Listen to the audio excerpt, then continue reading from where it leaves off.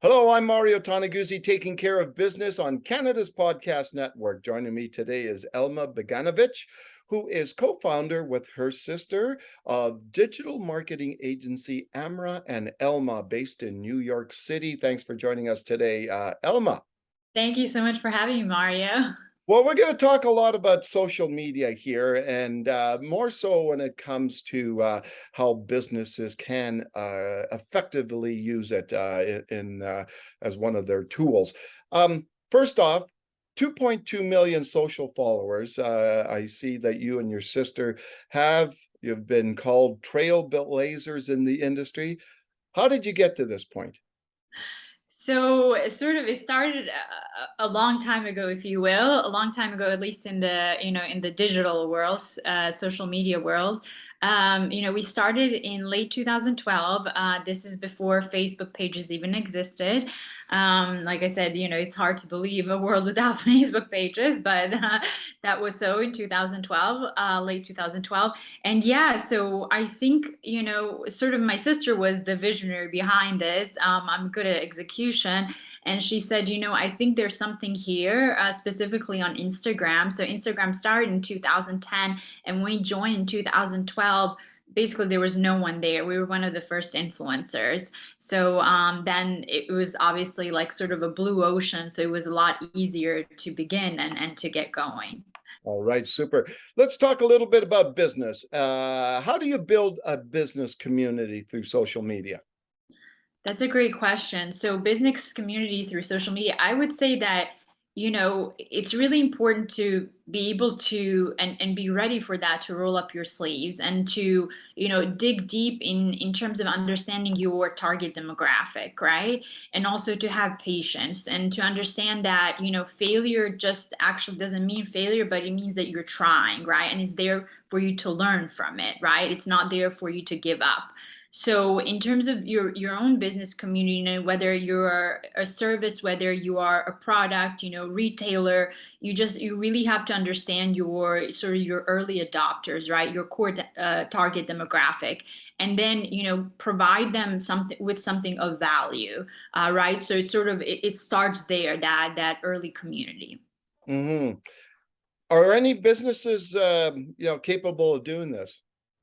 Yes, absolutely. So one of the, basically beautiful sides to social media, there's, we hear often, a lot of negativity and there's obviously, downsides to everything. But one of the really great things about social media is that you're able to connect with your community directly, right? So you're no longer tied to, once upon a time, your Macy's, right? Your Kohl's, right? Your traditional Target, Walmart, and so forth, but you can sort of even if you are looking to get into those retailers, you can sort of build your own proof of concept, right? So anybody can do it. You just have to, like I said, you have to be ready to roll up your sleeves. You have to be ready to learn and sort of humbly fail, and get up and try again. So it really is, it is for anyone who is flexible and open, and again, like willing to put forth the effort.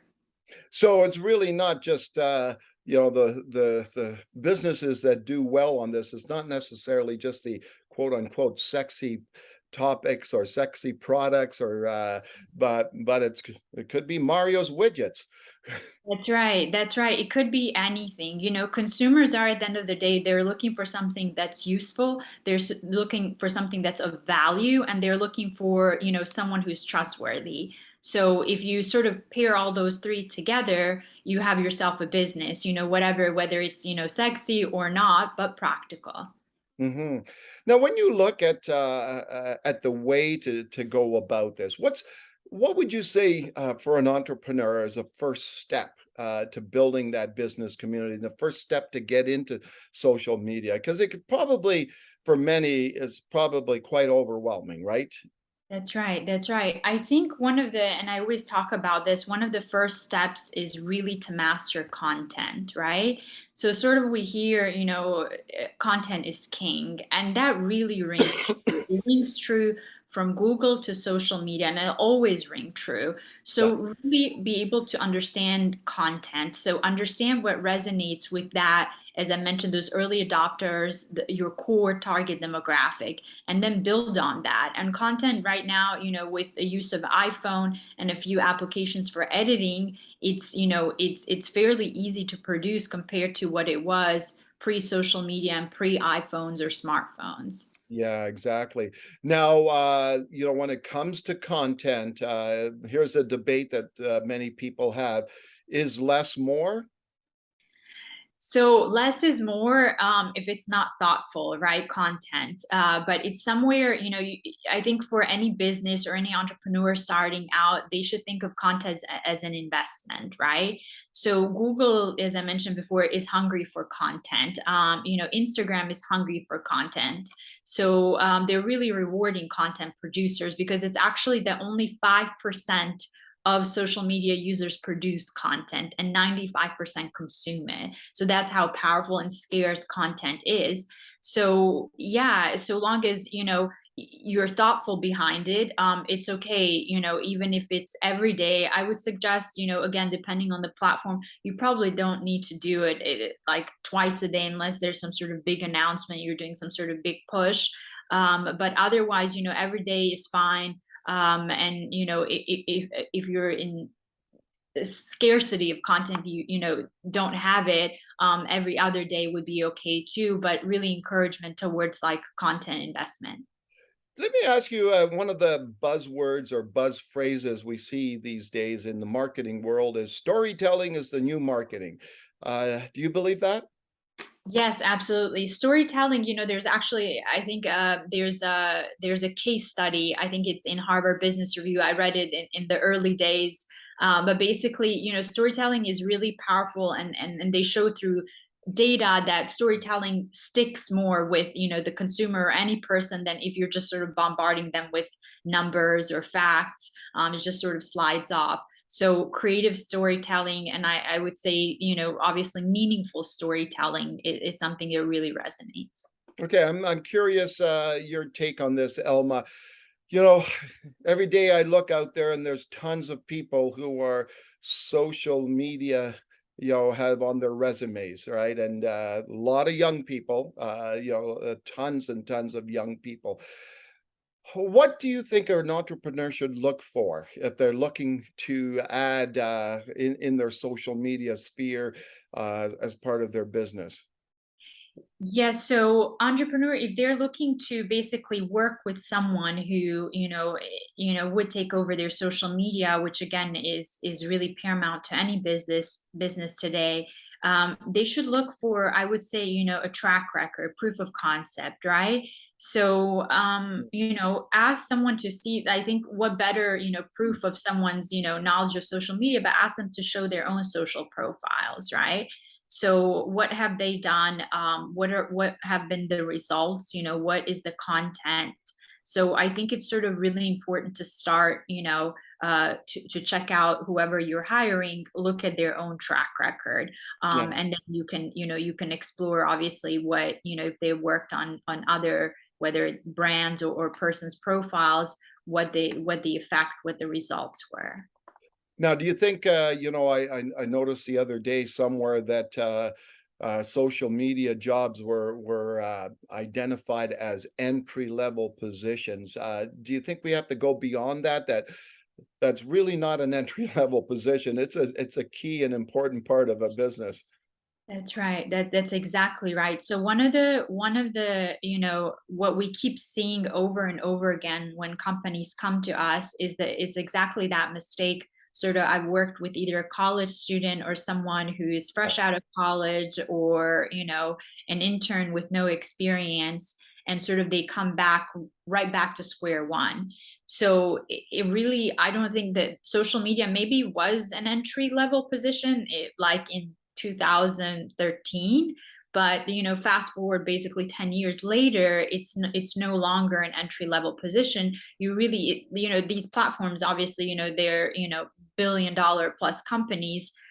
They've, they're they're very sophisticated, right? They have expansive technology. Yeah. So it isn't, I think it's, even if, and we always, when I gave a lecture at Columbia University last week, but whenever we talk to someone, we say, well, who doesn't have maybe the funding, doesn't have the revenue set up quite yet, it's better for you to even hire someone, for 2 to 3 hours, a pro per week, than to, invest, because your time is also an investment into somebody who has no experience, and sort of like the cheap things are expensive, right? It will get you back, set you back to square one, and even go into the negative because of the mistakes, and then you have to go in there and fix those mistakes. So it really isn't, it isn't worth anyone's time to to sort of like learn, based off of someone's inexperience, but learn someone who is experienced and pick up on that. Yeah, exactly. Let me ask you about live streaming and its use these days in social media. What are you seeing in that area? Yeah, live streaming, it's very, very powerful. So as you know, in China, again, it's a billion plus dollar market, and it just keeps expanding. So and now platforms like Amazon and like Facebook wouldn't be investing into it if it's, and TikTok obviously as well. It's owned by ByteDance, but it for no reason. So I think it's it's just a matter of time before it picks up, and I wouldn't be surprised if it was a sort of a third party platform, because these a lot of these platforms just they're not focused on live. So Amazon has its business, and so does Facebook, so does TikTok.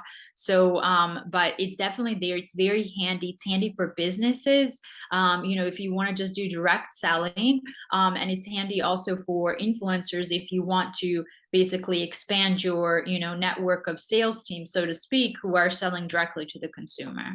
Right. Alma, let's talk a little bit about influencers. And, a lot of talk out there just about influencers and their ability to influence the markets and influence consumers, etc. Let's just start with a definition. How would you describe what an influencer is? An influencer, so we created our own database of influencers, but sort of how we defined in our database is basically someone with over 5,000 followers, right? But you can, if you wanted to really err on the safe side, say someone with over 10,000 followers, to qualify them as a micro influencer. So that's one side that you would look at. You would also look at their engagement. Engagement's really important. Mm, So sort of like a dead account, it doesn't look very good. It doesn't look good for your customers, your potential customers. It doesn't look good for your brand. yeah. So you want to see somebody who is, who has over 10,000 followers, and you want to see them like really investing into their content, and you want to see an active, right, following. Okay, super. So how do I go about, I've got a company, I want to engage an influencer with my company. What should I look for and how do I go about that? Right. So and engage an influencer. So it's become, since we started, and as you mentioned, so my sister and I, before founding the agency, we started as influencers. Back then, it was really like you can get someone to work for you for a t-shirt. Basically, there just wasn't a lot of this going on. But today, fast forward 2000, almost now 23, is that it's a very crowded industry. So keep in mind, just because again, it's sort of that the theme of try again. But just because you contact someone once, and don't expect them to reply to you right away. Be open minded in terms of who you're approaching and how many people you're approaching, and then you could sort of also see, influencers are also very good feedback for your brand, because influencers are one step closer to your brand than the consumers. But it's also very telling if the influencers respond very well to your brand and want to work with you, that that again, that's a very good sign for the consumer to what's to come. Well, it's funny because just as a personal thing, looking here in Calgary, I know one communications PR type agency, would often, do restaurant openings, right? New restaurants. And you know what? The traditional media wouldn't be there, right? Who would be there are all the foodie types with all their accounts on Instagram, especially, they found that they got more traction and more reach by inviting the influencers to an event like that than they would the traditional media. That's right. Yeah, that's right. So it's really, again, sort of going back to that, the power of content.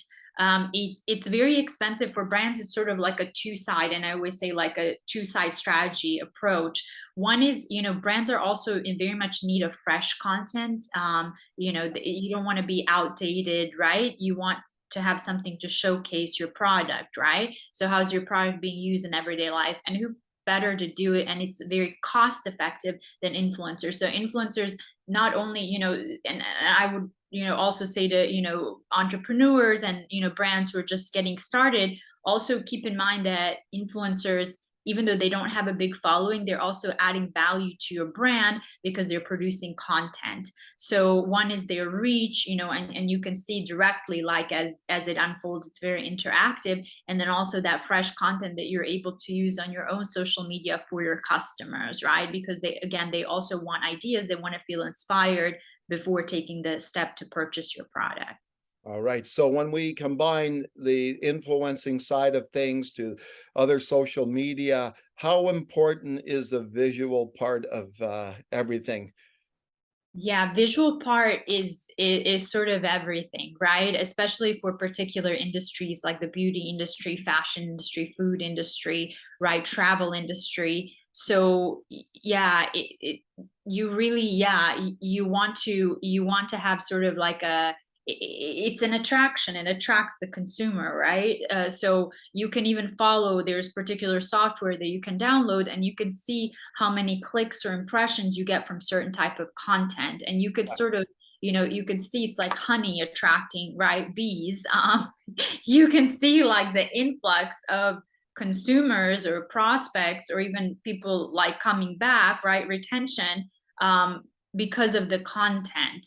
Yeah. So and all the time you shouldn't be afraid to experiment with that content, Mm. to optimize it, right? So you can really, like, one post, and I, talked about this often, but one post can go viral and it can really put your brand on the map, right? So you often see these social media accounts like no one's heard of them, but they get that one post and all of a sudden they're everywhere, right? And so their following jumps, and this is the same thing for companies. So, and I know campaigns that we have worked on, that we will see like there'll be one post that like gets 20 million views, right? And the other posts are like barely a million. So it's just like keep going with the content, because you're investing in it anyway. So you may as well, be doing different experiments and tests and optimizing.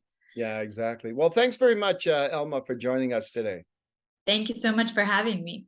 All right, that was Elma Bogdanovich, who is co-founder with her sister of Amra and Elma, a digital marketing agency in New York City. I'm Mario Toneguzzi, taking care of business on Canada's Podcast Network. Thanks for joining us today.